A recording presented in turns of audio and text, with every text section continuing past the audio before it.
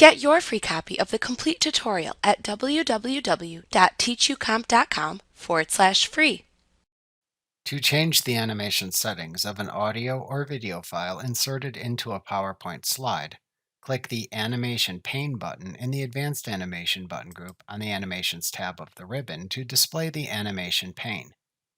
Most often, after you insert a video into a slide, it appears with a play animation and a pause animation trigger already added to the video.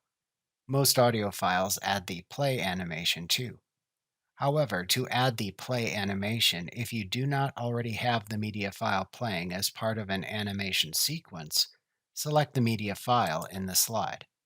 Then click the Play effect in the scrollable list in the Animation button group on the Animations tab of the ribbon. To edit the playback animation settings, select the Play animation in the list of animations in the Animations pane.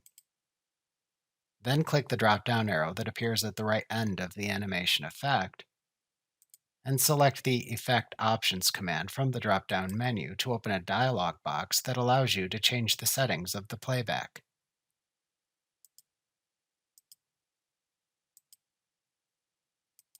Make any changes to the animation settings you want in this dialog box, and then click the OK button to apply them. Like what you see? Pick up your free copy of the complete tutorial at www.teachucomp.com/free.